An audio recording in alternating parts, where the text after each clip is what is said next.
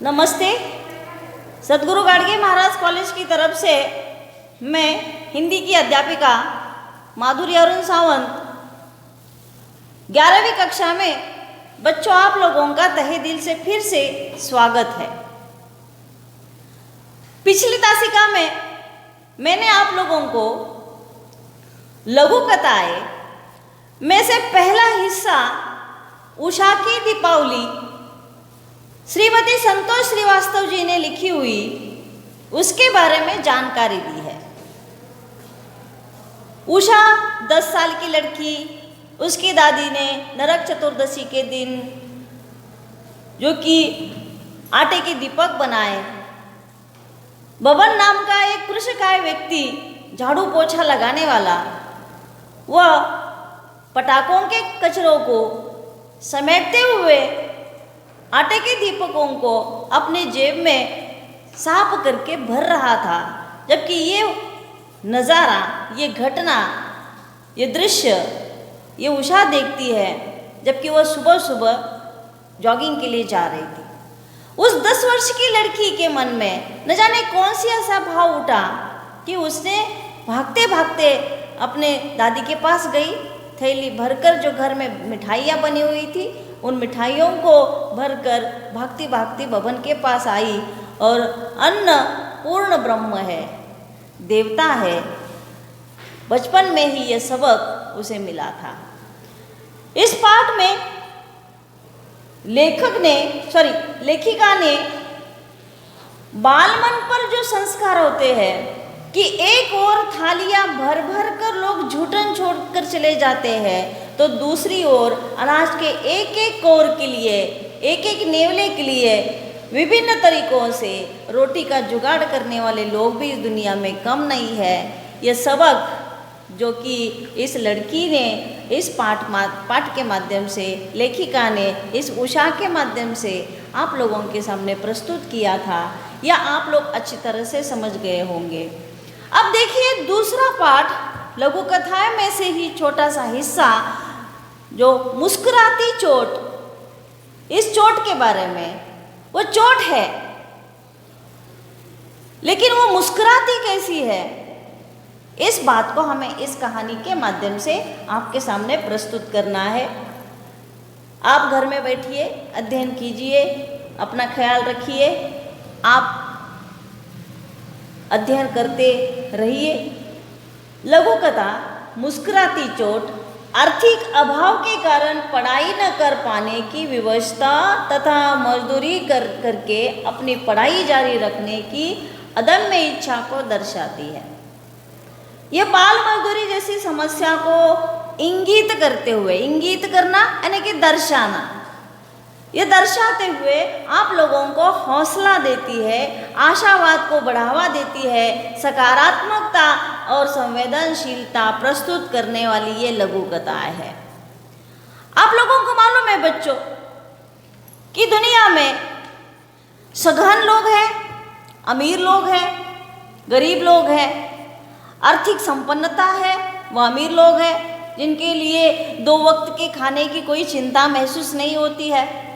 लेकिन जो गरीब लोग हैं, सर्वहारा समाज है, मजदूर है, उन लोगों को अपने जीवन में जो कि अनाज प्राप्ति करने के लिए तथा अनाज के लिए झगड़ने वाले, अनाज जिनको 2 वक्त का अच्छी तरह से खाने के लिए नहीं मिलता है, उनके बच्चे पढ़ाई से दूर रहते हैं। इसलिए सरकार की तरफ से जो कि साक्षरता अभियान है, सर्व शिक्षा अभियान है, गरीब से गरीब बच्चों को पढ़ाई से दूर नहीं रखना चाहिए।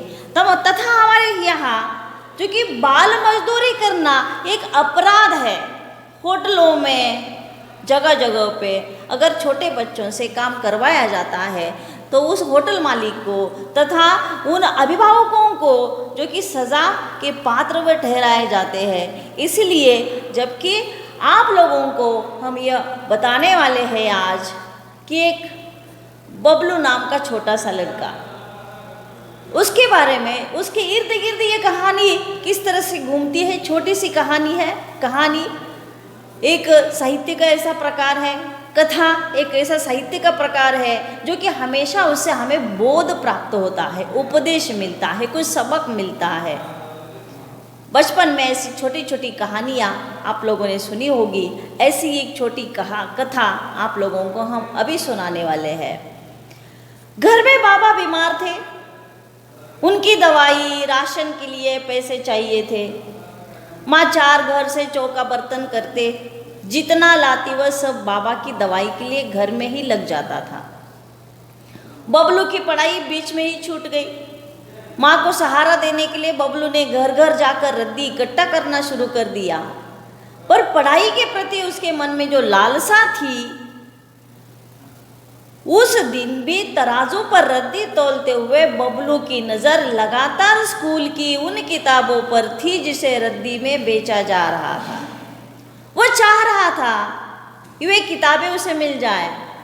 देखिए, पाठ की शुरुआत इस तरह से हो चुकी है कि बबलू नाम का एक लड़का जो कि पढ़ाई के प्रति उसके मन में लालसा बनी हुई है, लालसा यानी कि इच्छा है, आशा है, लेकिन वह अपनी इच्छा, अपनी आशा, अपने सपने पूरे नहीं कर पाता है। लेकिन उसके सपने पूरा करने के लिए, जबकि वह कुछ ना कुछ जुगाड़ करना चाहता है, वो अपनी पढ़ाई छोड़कर अपने घर परिवार की जिम्मेदारी को उठाना चाहता है, जबकि घर में उसके पिताजी बीमार थे।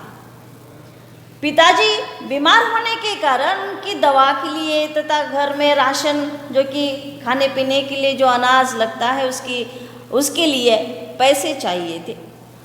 माँ 4 घर जाके चौका बर्तन यानी कि बर्तन मारना, फर्श साफ करना, कपड़े धोना, 2-4 घर जाकर वो काम करती थी। उससे जो पैसे प्राप्त होते थे वो पिताजी की बीमारी के लिए ही चल जाते थे, लग जाते थे, पैसे खर्च हो जाते थे।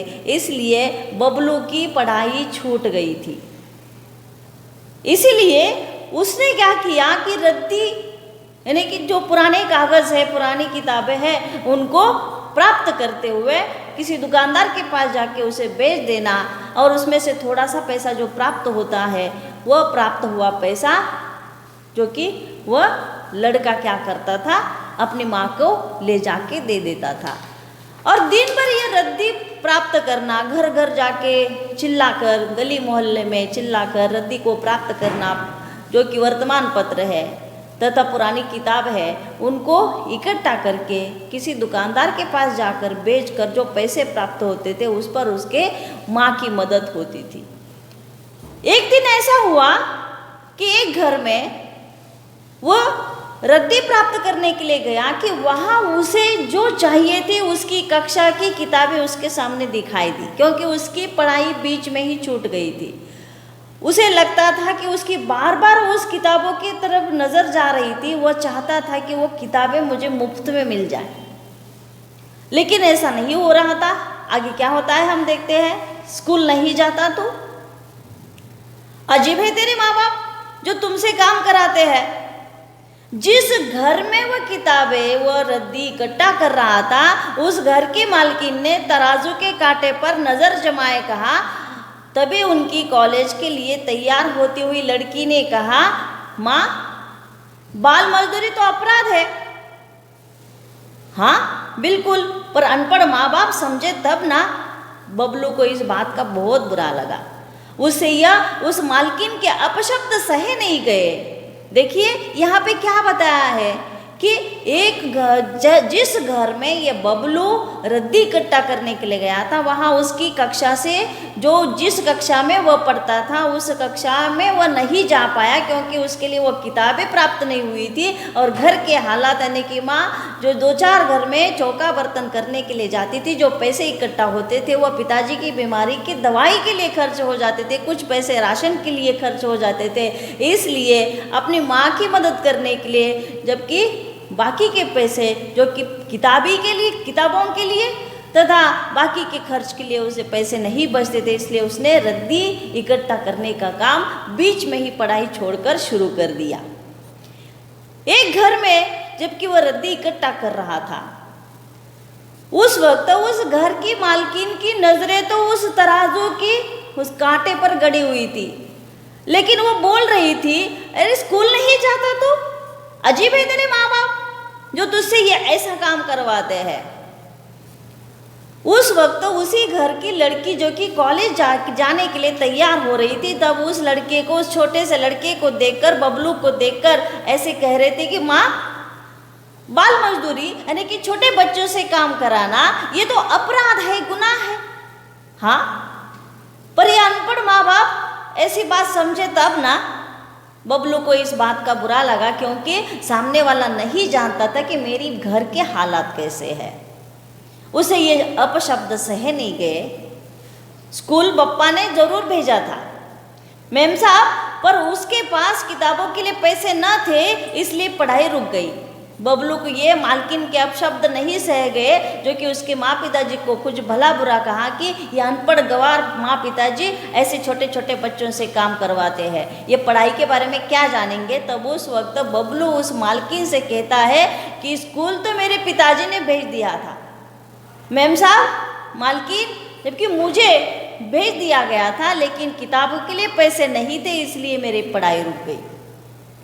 माँ, इससे ये किताबों के पैसे मत ले लो, इसके काम आएंगी ये किताबें, वो इनसे अपनी पढ़ाई पूरी कर लेगा। अरे कुछ नहीं होता इससे, हम फ्री में देंगे, और ये रद्दी पेपर के मालिक से किताबों के पैसे ले चाट पकौड़ी में उड़ा देगा। इसके बस का नहीं है पढ़ना। बबलू ने रद्दी के पैसे चुकाए और वो बोरा रद्दी का, उन किताबों का उठाया। उस बोरे में से किताबें निकालकर अलग रख दी। फिर बोरा लेकर वह रद्दी पेपर के दुकानदार के पास पहुंचा। दुकानदार ने रद्दी तोलकर एक किनारे रख दी। पैसे तो बचे होंगे तेरे पास, जा सामने के ठेले से वड़ा पाव और चाय लेकर आ और हिसाब कर ले। बबलू सिर झुकाए खड़ा रहा। दुकानदार बार बार बोलता रहा, पर वह टस से मस नहीं हुआ। टस से मस न होना नहीं कि अपनी जगह से नहीं हिलना। अब दुकानदार से रहा नहीं गया, वह झल्ला उठना यानी कि गुस्सा आ गया। अरे बबलू, जाना उस सामने की दुकान से कुछ खा कर आ जा, तुम्हारे पास पैसे तो बचे होंगे ना रद्दी बेचकर, और बाद में हिसाब किताब जो भी है वो मुझे दे देना। अरे क्या हुआ, जाता क्यों नहीं? रुपए खर्च हो गए सेठ। क्या? तेरे पैसे थे जो कि खर्च हो गए, खर्च कर दिए तुमने? दुकानदार ने उसकी बुरी तरह से डांट दिया। डांट खाने के बावजूद वह मुस्कुरा रहा था। अब वह स्कूल जा सकेगा, उसके पास भी किताबें हैं। वह घर की ओर लौट पड़ा। जब मालिक के पास वह रद्दी देने के लिए पहुंचा, तब कि वह सीधा दुकानदार के पास जाने से पहले वह अपने घर चला गया था। घर जाने के बाद उसने अपनी किताबें अलग रख दिया और जो बाकी के रद्दी थी वो बेचकर थोड़े से पैसे जो बचे हुए थे उस पैसों को लेकर दुकानदार के पास चला गया। क्या तेरे पैसे थे जो खर्च कर दिए?